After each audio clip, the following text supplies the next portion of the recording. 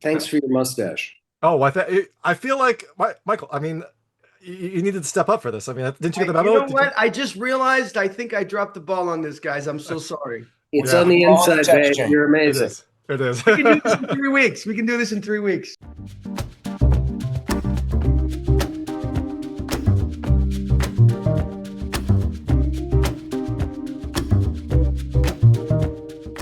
Thanks so much for joining me today. I've got James Badgedale, Michael Mando, and Ben Foster talking about King Ivory, which comes to theaters on November 14th, 2025.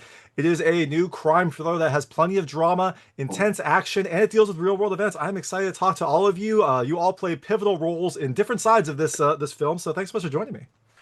Thank Hey, you. Good to David, I have just you, want to David. say thanks for your mustache. Oh, I feel like Michael. I mean, you needed to step up for this. I mean, didn't you get the You memo? know Did you? what? I just realized I think I dropped the ball on this, guys. I'm so sorry. It's on Yeah, the We're on the inside, text babe. chain. You're it amazing. is. It is. We can do this in 3 weeks. We can do this in 3 weeks. All right, sounds good. We'll do a follow-up. All right, so first question. You all got involved in this. The script came across your desk. What was it about this film that appealed to you? I feel like John Swab, he's kind of gangster, so I feel like maybe this is an offer he can't refuse if he gives you the script. But how did you get involved in this? We'll start with you, Ben, since you're kind of in my top corner. Happy to be in a corner. Yeah, it's Swab. He is a gangster.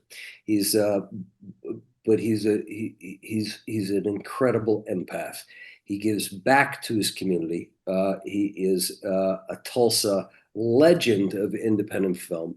There are very few filmmakers like him. He does his homework. He's a guy who drops into the world and does his homework. It's with SWAT, it's with gang members, it's with cartels, and it's in the kids and the families that have been struck and touched by this current epidemic called fentanyl. And he's a guy who wants to share all sides of the story rather than provide answers, ask questions. For sure. What about you, James? What was it about this movie that appealed to you? I mean, we just spend this whole time talking about the gangster John Swab, and Yeah, I mean, um, it's that's just everything. And I think that's the beautiful thing about independent film also is that it's John's creation. It's all him. It's not watered down. This is him. This is coming from his heart, his mind, his soul. He's got everything riding on it, and I like working that way. For yeah. sure. What about you, Michael? Anything else, or just John's gangster and you didn't want to disappoint him? No, I didn't know John. When I received the script, I wasn't familiar with his work. I was and still am working on an album, a music album that I'm releasing next year, and I was spending, weeks in the studio, and the script came my way. It was right before the SAG strike, and I read it. I thought it was so well written. I was surprised it was an independent film. And when I met with John within 5, 10 minutes, I always tell him this. He's got Kubrick eyes. If you look at his eyes, I don't know why they remind me of Stanley Kubrick. And they're not the same as filmmakers at all. But there was something about him. I thought he was highly intelligent, really observant, authentic to himself. And the producer, Jeremy Rosen, I thought they were so collaborative. And when I found out the cast, I mean, we have to mention, of course, these incredible actors that I'm looking at right now, James Badgedale, Ben Foster, but also Melissa Leo, who Mhm. I think is fantastic, George Carroll, Ritchie Coster, Rory Cochrane, the DP, Will Stone.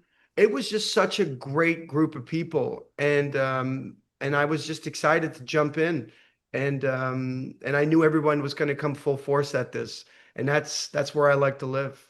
Yeah, for sure. And you were working on an album. I'm surprised you didn't like pop a couple tracks into the There soundtrack was for a there this. was there was a one where I call James's character and I pop a little lullaby and he hangs up really angry, but it was cut out of the film. Special features for the next one or for the Blu-ray release. So like we said, this deals with the epidemic. I feel like it's probably touched everyone's lives. How did you all get prepared for your characters? Did you draw from personal experiences from past roles or from like the fentanyl epidemic itself? And we'll start with you, Michael, because we'll just go reverse. Um, how did I prepare? There was a lot of physicality, I knew I was going to be jumping out of a two-story motel And I really did that. And I knew it was going to be a lot of physicality. So I worked out a lot, and studied everything I could about the situation. It's a really sad one. Mhm. It's really, really heartbreaking. And I think, if anything, I think we tried to bring humanity to all sides of the situation, to create dialogue and realize that, we all play a part in this, and um, we should all be better, I think, a little bit, or at least try to be every day. Yeah, speaking of physicality, you had a scene where you had, something, an operation essentially, and you are flexing there, and I was like, Jesus, man, like that is like I'm glad you got in that shape. I'm glad you got that on screen because like you're just That's like that's so funny. Thank you. That's my first day with Ben. First time ever meeting Ben. And I was doing push-ups, to get into the adrenaline. And Ben said to me, can I give you a piece of advice? And I go, yeah. He goes, save the push-ups for your close-up. perfect. Exactly. You don't Uh, remember that, Ben? Yeah, dude. I was like, have a Snicker bar. Wait, your pump. You guys are both Badge and Mando are such physical and emotionally deep folks, and they brought their all to this material. And independent film is a community thing. So you're not trying to give advice. You're just being like, help each other out, and if you can lift somebody up, great. It's just I saw Mando going like harder, so hard, and it was going to be on somebody else's close up, and it was like, yo, you can only get a couple pumps, so just save it for your shot. That make it was last, yeah. just like make it count, baby, because yo, daddy can do some sit-ups too right now. Now, Ben, when you told him this, did you have to like hold your voice box when you were talking like this, or Yeah, I don't remember. Yeah, just trying to see if you were method acting the whole time? that's a big dirty word. Method. You try to keep your work warm so you don't have to think too hard to get back into the thing. But you're not going home, and I don't know if Badge was kicking indoors, and I don't know if Mandow was handling the corruption of. But for myself, you try to keep your work warm and serve the story. That makes perfect sense. James, what about you? Were you how many push-ups did you do before your scenes? Because you also look pretty ripped out there. Yeah, no, I don't do the push-ups before. I'm trying to save what little energy I still have for the cameras are rolling. Man, don't shit on push-ups, James. Hey, I will. Like, I will I say, don't do that shit. I don't do that shit. dude, Looks like it. blow it like that, dude. I was like, pop. Awesome. We Go had ahead. we had a great time with each other. I'll just say to that conversation of what you do on independent films, you lift each other up. Everyone supported each other. And maybe our characters don't cross paths a whole lot, but there was a lot of love and camaraderie on this film set.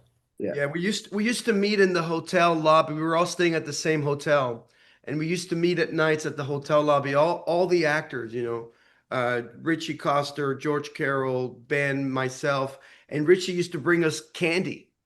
And Oh wow. I swear, man, we used to eat gummies all night and just like talk about. Regular Right, gummies, not yeah. like, To be Yeah, fentanyl. fair, yeah, it could be any kind of gummies but given the it subject really matter. felt like we felt like a theater troupe. Would you guys agree? It felt like Yeah, a theater troupe. yeah. So I know Tight we have budget, nothing. We're just going in, hanging out, lifting each other up, making a picture together. It was Yeah. great. That's awesome. I know we have limited time. Just one last fun question. You got some great nicknames in this. You got Mickey the Who. You've got Smiley. Do you all personally, you as actors, have like a nickname that you have that you grow up with, that your friends call you, or maybe that your enemies call you? And we'll start with you, Ben, because you seem to react to that. Enemies.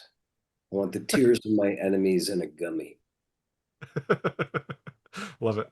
I'm not answering the private names. Sure. It might involve a goat, but I'm not. I'm not going to go further. Well, I kind of think you're the goat, so that makes perfect sense. What about you, James? I know Badge, but is that Well, yeah, I mean, that's my nickname. I mean, my mom called me Badge since I was born, but I'm still stuck on like trying to figure out what my enemies are calling me right now. They probably don't want to call you. They're Sunshine. probably too afraid. They've seen you in these movies. What about you, Michael? You have any nicknames, friends or enemies? I think people call me Michael or Mando. And when I was growing up, they used to call me Miko. Oh, Miko is kind of something sometimes my mother calls me. Yeah. that's cute. I love it. Because in French, I'm French. French is my first language, and it's Michael. And Ah, Michael goes to Miko, that's perfect. No, that's cute. I love that. So awesome. Glad to hear all David, of that. David, I know you got to cut off. What's your nickname, Oh, sweetheart? good one, Ben. Oh, that is a good question. Well, I try to think I don't have enemies. I'm sure that there are people that call me horrible things, but my regular nickname is Strack. When I was in college, I was on Instant Messenger and someone mistyped my name and then it just kind of stuck from that. So, All right, Strack. All right, Strack. hey, we're all friends now. I love it. Awesome. Well, you can see these fantastic actors, making a wonderful independent film. King Ivory comes to theaters on November 14th, 2025. Definitely check it out. It has plenty of drama, intense action, and it deals with a real world epidemic that has probably touched everyone's lives. This is James Badge Dale, Michael Mando, and Ben Foster. Thank you so much for your time. Thank you, Dave. Thank you, Be Mike. safe, Dave.